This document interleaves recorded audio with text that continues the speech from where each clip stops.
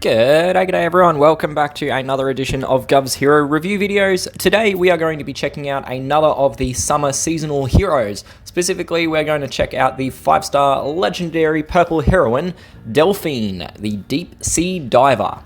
Now, Delphine is available, as we saw briefly there, from the summer seasonal portal. It comes around once a year during the month of July and is available for that entire calendar month. Unlike some of the other seasonal events, the summer one is only available for the 1 month, which means that you don't get an opportunity to summon for different heroes of the month. So this time around, we've only got Crypt as the option to summon for. The Halloween and spring ones do bridge 2 months, so they're a little bit different. You get 2 different heroes in the month to summon for, but this one, just the 1 month. The other thing to note with the portal is even though it only comes once a year, it does last for 4 weeks. So it ends up being roughly the same duration as the other portals are available that are on a more common occurrence. So you do sort of end up with a similar number of days to summon for the hero. Delphine herself, she's been in the game for a little bit now. She was added in the inaugural appearance of the Water Fight family, and so the very first summer event we had, which was back in July 21. So she was added alongside Hudson, Hanalei, Lana and Finley back in July 2021. In 2022, they added Guppy and Wade, and then in 2023, Variant Hudson was added.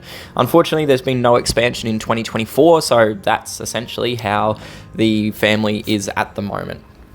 The portal itself, we can check out those odds, so we can see that there is a 1% chance to draw a variant seasonal hero, i.e. Hudson, and a 0.6% chance to draw one of the remaining non-varianted heroes. So there are 6 non-variant heroes, so 0.1% chance per each of those. So to put that in a bit of perspective, if you were to do 100 summons in this portal, across those 100 summons, you would have an 80% probability of gaining any of the legendary event heroes. Not any one specific, but just any of them. In those 100 summons, you'd have a 63.4% probability of drawing a variant hero, i.e. Hudson, and then you'd have a 45.2% probability of gaining a non-varianted hero. If you were to go for specifics, obviously Hudson is the only variant hero, so you've got a 63.4% probability of gaining a specific varianted hero. But for a non-variant hero, it is just a 9.5% probability for that specific non-variant hero. So note those last 2 numbers will sort of jump around a little bit if more variants get added. So if, for example, a variant Delphine gets added, then we can expect to see the specific variant odds drop off a bit and the specific non-variant odds increase because you're moving one hero from one category into the other. Cool, let's jump across and we can take a quick sticky beak at what her artwork looks like. So here is Delphine's full artwork. She is titled The Deep Sea Diver. Thank you very much to Raven for passing this one along. I can't really see anything that would outwardly indicate her being a deep sea diver. There's not really any scuba gear or scuba packs or anything like that. So I presume behind the bubblegum that she's blowing, she does have some kind of rebreather of some description in order to breathe underwater. Otherwise, she's not going to get very deep. I generally don't like the artwork for most of these summer heroes. I find them a bit too, I don't know, it's just a weird look in a militarily based game in terms of the rest of the themes that we see. But yeah, she's got a shark sort of water pistol gun thing, I guess, as well as a jacket, which doesn't usually go with underwater diving. Typically, when you're underwater, you want to be as streamlined as possible. But anyway, that's Delphine's artwork, so feel free to pause it if you wish. But otherwise, we're going to jump across and take a look at the rest of her card itself. So the next thing to look at is the family. So Delphine is a member of the Water Fight family, which means she's granted a 10% chance to trigger the Soothing Waves effect whenever she casts her special skill. That effect will give a 13% heal to all allies when it gets triggered. So a couple things to note with this. Number one, it is an inherent ability. You don't need multiple heroes in order to trigger it. Every single member of the Water Fight family has this ability built into their skill or their card, essentially. So anytime that you fire Delphine or another one, there is a 10% chance that you will trigger off that healing. The other thing to note is that it is a 13% based on the receiver. So a hero with a higher HP amount will get a larger HP regen, like they'll get more health points back, but it is still 13% essentially. We can also see that there is a bonus for having multiple unique family members in a fight as well. So we can see that there's a +3, 6, 9, or 12% defense bonus for having 2, 3, 4, or 5 unique heroes from the Waterfight family in a battle. So this one, you do have to have multiple heroes, and they do have to be different heroes in order to trigger it. So you can't get it by having 2 copies of Delphine. It's got to be 2 different heroes, like Delphine with Hudson or Delphine with Wade as a couple examples. On the personal side of things, we can see that Delphine comes in with 679 attack, 688 defense, and 1,423 HP. There's not really any skewing going on here. It's pretty middle of the road in terms of all of her stats. So well balanced overall. Her power, though, is a little bit reduced. We can see it's there at 684 compared to, you've got heroes like Topaz coming in at 742. Crypt, who's the current hero of the month, he's 734. Even some of the newer Waterfight family members, Guppy and Wade, they're in that 700 range. So there is a little bit of a discrepancy between the old heroes and the new ones. And all that means at the end of the day is that there are less stats. The power is just a representation of their total stat distribution. So the more power they have, the more stat numbers they have to put amongst those 3 key abilities. So yeah, that's essentially all it means. It's a representation essentially of the baseline power creep that we see in the game. Onto her speed, she is a 49 charge speed hero, average speed, which requires 11 tiles to charge or 6 ghosted tiles. The speed break happens when you get to speed 50, so it's just a +1 speed improvement. Incredibly easy to do. I mean, you can get it with just using the class node on her talent tree. Being a spy class member, this is at +20 though, so it's a long way down the tree to get that. However, you can get the single break using either of the purple speed guns in the game. You've got the Explosion B90 and the Pearl Scale Convex, both of which are 5-star guns and will give you a +9 or a +6 speed improvement respectively. The double break happens at speed 58, so it does need a +9 speed improvement. Fortunately, purple, it's got the Explosion B90, which gives you a +9 speed improvement. So for me, there's no real need to gain the +20 speed node at all, unless you're going to be using a low-leveled gun. I will actually point out though, the Pearl Scale Convex, which gives you +6, can actually get that double break, but you have to get the 4% charge node. So I guess situationally, it's potentially relevant, that charge node. If you've got an unleveled speed gun, so +6, 7, 8, then the 4% will get you there. But if you've got a +9 explosion that you can chuck on Delphine, then you're going to get the double break, and there's no real need to go to +20, because it is an awful lot of emblems on that class tree. As I mentioned, Delphine is a member of the Spy class, which grants her the chance to scramble the charge of the enemy by 10% whenever she deals or is responsible for damage being dealt to them. It is possibly my favorite of the perks because it is free charge control. It grants you the opportunity to just wipe away 10% of their health, their charge, and it's on any number of the hits that are dealt to that hero. So you can have a couple of Spy classes get triggered off the same cast of her special skill. You can do it to 5 enemies, you could do it to 1 enemy, or you could do it to 0 enemies. Just depends on what the RNG is going to do on that day. My experience has been that the Spy class can be incredibly annoying on the defense team because it can be enough to just disrupt your battle plans. You get a hero charged on their special skill, and then the Spy takes away. You've got no more matchable tiles to regen that charge. So very, very annoying on the defense team when you encounter it, but also equally useful when you're on the attack team because it can just delay them just enough for you to get your skills charged and recover or turn the tide of the battle. In terms of embleming, I generally advise with the Spy class putting at least +1 on most of the heroes just because it activates that chance for the scramble. What I would be doing for Delphine is I would be going an attack path.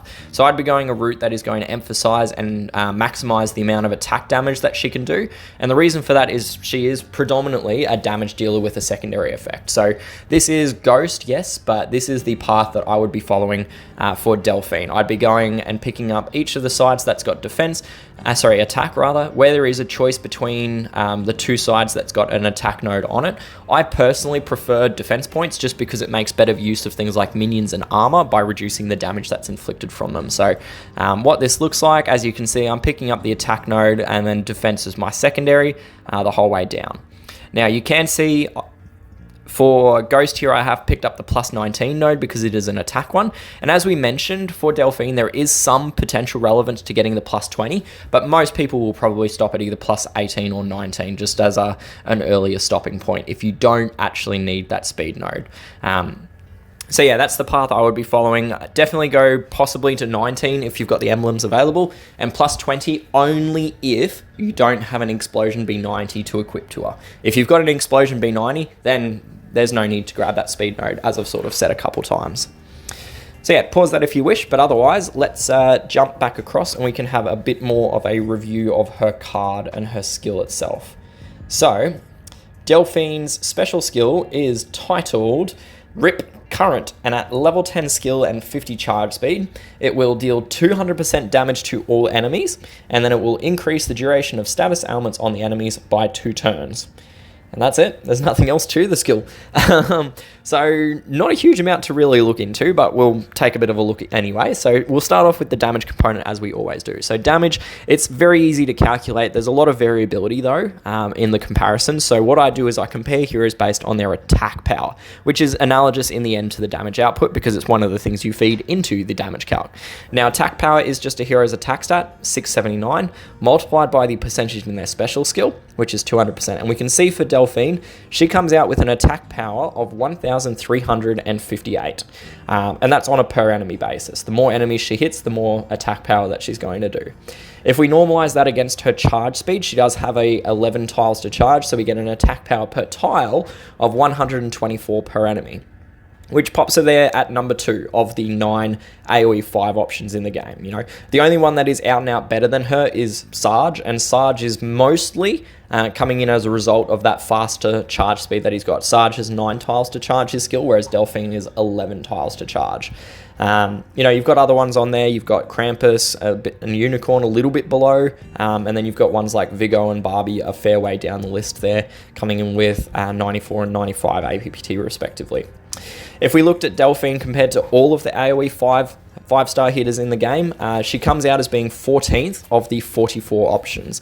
So Purple doesn't have the most ab-fab AoE 5 options. In fact, Sarge is a very good one, but then there is quite a noticeable gap from there. Like you can see the difference between Sarge and Delphine is like 50 attack power points. So yeah, there's a lot of really good attacking AoE 5s in the other elements. You've got ones like Scarlet, Jack, Jade, Ruby. So red and green are very heavily loaded with high attack power AoE 5s. And then yeah, there's a couple others, but yeah. Delphine is the second best of the purple options that we can see. That's probably all there is to really say about the damage side of things. So I guess we'll move on to the ailment duration increase. So it increases the duration of status ailments on all enemies by 2 turns. So it's a fairly straightforward effect. It does what it says. And so any ailments that are on the enemy heroes has the duration increased by 2 turns. It's as simple as that. It's a very powerful effect, particularly when you've got charge control elements in your fight, such as Insanity, Silence, and that chill/sidestep charge damage element that they pop out. There's some really great ones like that, and it can be really useful to just extend the duration of those by 2 turns, granting you a further buffer or protection against those ailments that they might, those special skills from the enemy heroes for a couple extra turns. There is also a very notable interaction with DOT, and the reason I say that it's notable is because all the effect does is it extends the duration of the ailment. Now, if you've watched in a battle how the ailment is represented for something like a burn ailment, it doesn't actually list the total damage over 3 turns. It instead registers it as doing X amount of damage per turn for 3 turns or 2 turns or whatever it is. So if we look at the example of Dragon Fist, what ends up happening is he pops a 309 over 3 turns in his skill, and that goes on to the enemies.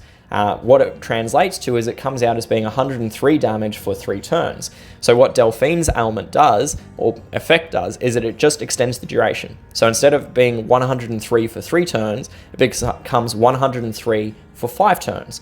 So instead of it being 309 total damage that gets dealt, it ends up being 515 damage over those 5 turns. So it's very good because it doesn't alter the net damage, it just alters the number of turns. It doesn't change the tick. So yeah, very, very powerful. Generally speaking, I do prefer ailment increase over buff increases in terms of the duration. Reason for this is twofold. Obviously, we've got the really hectic effects like insanity, silences, sidestep style effects. So anything that's charge control related is usually an ailment. So it is a very powerful effect for reigning those or for extending those durations. The other side of it as well is that typically speaking, ailments that affect damage or increase damage that gets dealt are more powerful than buffs that give added damage. So to example this, if we take the example of a defense down ailment for minus 48% defense compared to an attack buff for 48%. So minus 48% defense versus plus 48% attack. Now you'd think they would be equal, but they aren't actually because of how the damage calculation runs. A minus 48% defense down gives you a 240% damage increase, but a 48% attack buff will only give you a 170% damage increase. So there is quite a substantial gap between what an attack buff versus a defense ailment does for the same magnitude. And essentially, it makes it an incredibly powerful effect for war machines, because war machines, you will typically be layering multiple instances of defense down and insanity and that sort of thing on the war machine to really enhance your damage output. So if you've got this hero, Delphine, that gives you 2 extra turns of those ailments, it gives you an extended window in which you can be dealing out that maximum amount of damage. So it is very useful for those war machines. I use Fungi Beats to do literally this against blue war machines because he has the same effect. I'll layer out elemental defense down, normal defense down, increased damage from strong elements, and then I'll just toss Fungi Beats in there to give me an extra 2 turns on all of those effects. So very, very useful effect. Mostly though, because it relies on a little bit of timing from the user. The AI is not very good at it because they just cast skills willy-nilly. They don't really wait and time things to get maximum effect out of their skills. So not a defensive effect, but very powerful in the hands of a competent user. So overall, I think Delphine is one of the better options in this summer portal, right? The portal has not got any out-and-out fantastic heroes. It's got quite a number of really garbage heroes, but Delphine's one of the few that's kind of in the middle. She's an okay hero, but not a fantastic hero, but also not a trash hero. Her damage output, it's pretty okay. For the DOA 5 in purple, it's one of the better options, but if we looked at that extended list across all of the elements, it is a little bit down. 14 of 44 is not the greatest. Top 20%, essentially. We also can see, though, that most of her usability comes from that secondary effect, where she's going to be increasing the duration of elements. There's a lot of uses for this. You can very much use it with ailments like predominantly things that do defense downs and stat decreases, but also with those charge control ailments as well. Very useful effect. Personally, I do think that she could have done with a little bit more. I think given her speed isn't so ab-fab, she could have had a little bit extra in her skill and it wouldn't really have broken her. Maybe like a DOT that she gives out or a heal over time for all of her allies, or just something a little bit more to give her that little extra little punch that heroes often need to be fully useful. But still a very usable option in the scheme of things. So for her grading, I'm going to give Delphine a B grade for war and raid attacks. As I said, she's got a lot of uses, interesting uses in a team setting. I'd probably mainly use her as part of a purple stack, but definitely needs to be in a team where you've got a lot of ailments that you're kicking out, DOTs, charge control, all that sort of thing. The more the better is basically what she's going to be doing. On the war machines, I'm going to bump her up to a B+. Like I said, there's a lot of uses for that ailment duration increase because you are often going to be putting out a lot of ailments on the enemy hero. So very useful in that sphere. So I'm going to give a B+ there. On the eventing, down to a C+. AoE 5s aren't great options. Yes, you do get the benefit of added buffs, but added ailment duration, but you're wanting to go these fights as quick as possible. So ideally, you're not needing those extra 2 or 3 turns out of the ailments that Delphine would be giving you.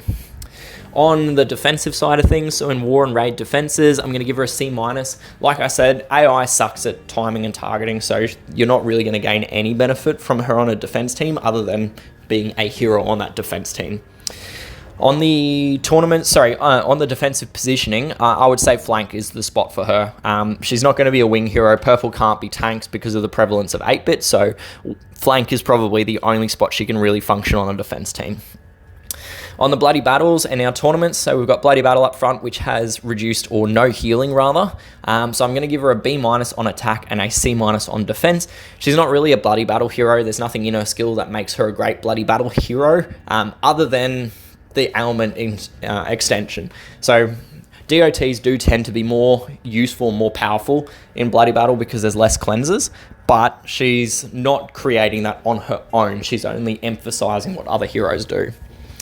In the buff boosters, again, there's nothing really in her skill that makes her a buff booster one way or the other. She doesn't increase the duration of buffs, only ailments. So a B- for buff booster tournament attack and a C- for buff booster tournament defense. Finally, on our charge attack tournament, her speed is increased from 49 up to 65, so she does get a bit of a speed improvement. So I'm going to give her a B+ for charge tournament attack and a C+ for charge tournament defense. And overall, that comes out as being a B grade for her overall attack and a C- for her overall defense grade.